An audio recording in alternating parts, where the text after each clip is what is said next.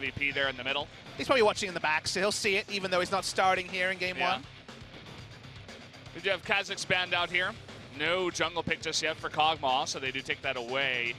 Trying to ban out very defensive supports to help Twitch get through the laning phase. We see Braum already taken away, and a Shyvana ban here by MVP. It is sort of champion that if you hit a late game team fight with protect the Kog'Maw comp and a Shyvana, as both a threat and also a tank, you can understand it. It's actually going to be Kongnu Monster banning away the Shen, so both teams kind of unsure where this draft will shake out fully, as we've only seen the AD carry, the bot lane and also the mid lane selected by Kongnu Monster, so maybe it will just be Kog'Maw as a threat rather than a protection. Tank support meta gives rise to Janna was a point we made earlier. Looks like it won't be the support brand, it won't be something crazy from MVP. It'll be stock standard with Max on the Janna. Kind of disappointed, to be honest. I wanted to see Max pull out something crazy, right? You see Kog'Maw, you see Zoe, maybe a Blitzcrank, you know, something like that, but not tonight, it seems. Maybe a little bit later on in the series. We'll have to wait, but we do see Jarvan picked up by Raze, or at least it should be Raze. Don't see too much top Jarvan anymore. This is in 2017. Final pick here. Ornn available, a blind pick top available, and Roach, usually a tank role player in his own right, so probably no surprise there.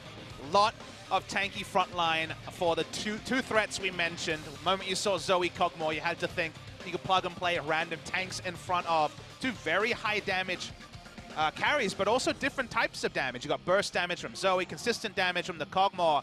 Ornn is left up intentionally, and Illaoi counter pick. It's the first ever competitive Illaoi in Korea. It has never been picked in the history of the LCK. This is going to be fun to watch. I cannot wait to see what he can do on Illaoi. ADD, one of these big names for MVP. Did well in spring. Summer, not so much. Famous for weird stuff like Scion. Picks that he would get purposely banned just only against him, that nobody else was playing. And he's going to hope right here that his new weird pick that has to be permabanned is the Illaoi. The Demacia Cup, though, is Illaoi's support. This is certainly going to be an Illaoi top lane, a very strong into pure tanks. Illaoi fits that bill, and with the Ignite, though, seems there's going to be Unsealed Spellbook coming through, also from the Ornn, much like we saw in the first series with the Ignite. There's some kill pressure, but anyone who's played solo queue, especially in Korea, knows you don't get that gank right.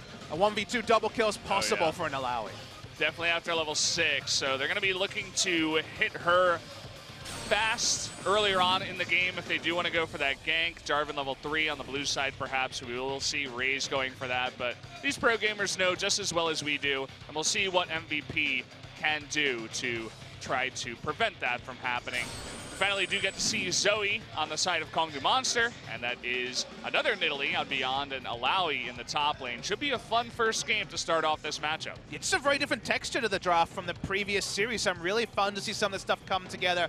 I'll discuss the MVP comp in-game. It's very different to what we've seen. Not a traditional one, but that's kind of the MVP way. I want this MVP, the one that tries different things. Sometimes it works, sometimes it doesn't, but MVP always fun. Weren't leashing on the bot side. The moment you see they're at full health and mana, you do know is, this is interesting. Trouble bubble, and he is going to be gone, no doubt. First blood to Edge on Zoe at 2 minutes into the game. Oh boy, he already burned his cleanse, so all he could do is flash, and you got a Jarvan level 2. Sleepy Trouble Bubble is hit, and that's going to be a nice big nuke. Down goes Ian with the Ignite, but he will not actually go down. Just gets hit by that big damage and has to back out of lane. It still tells the story. One full burst, one rotation is about 70% of the health of the Rise. Pushing up in the bot side as well. Kongnu Monster's presence on this map is impressive. The roaming is continuing. They can hit a Trouble Bubble and beyond. He's dead. I think he is going to be dead. Just waiting for him to leap. And just waiting until the exact last moment. They're going to knock him up. Beautiful! Very nicely done. Anyway, if he's down half item, not as big of a deal compared to Zoe just demolishing your team. I feel like the team jungle proximity of Kongnu Monster to mid lane is massive as ADD. You were speaking about this. It seems like he doesn't need any help. Roach gets... The sort of things that Korean teams have always been the best at abusing. Question and passivity is beyond EQ hits. Well, Zoe misses everything, so I guess they'll finish her off a little bit later as the Cataclysm does come down. Now they're looking for Max as well. Sleepy Trouble Bubble is not going to hit onto... Actually, it does. The zone hits Maha in the back after they take the Janna out. They're going to continue going. Another missed Loopy Trouble Bubble. And it looks like this time with the teleport coming in from Rise, they will back off. But that's another 2 kills going over to Kongdu. I mean, Kongdu is basically in a shooting gallery situation, throwing skill shots on edge. No fear at all of recourse from the side of MVP.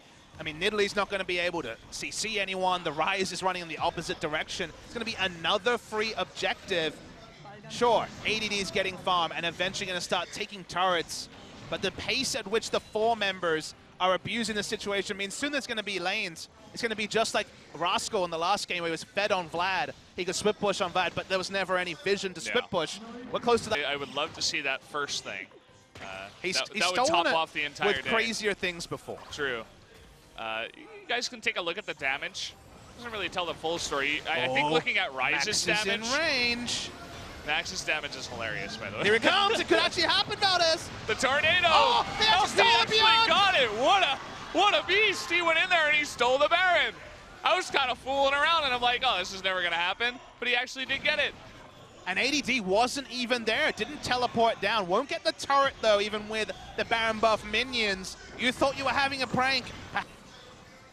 Now, they are a good siege comp with the Baron buff, so turrets in the 5v5 are possible unless one of those bubbles hits. Yeah, Edge hasn't really been too on point with those after the beginning of the game.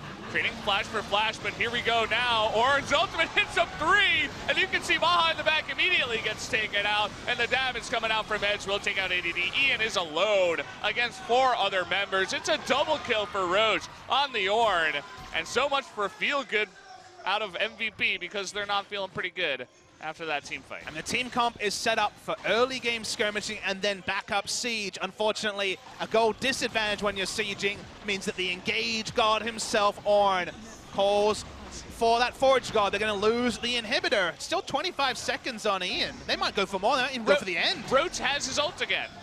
Of course he does. He's Ornn. What is going on? How low? I didn't realize the cooldown was that low.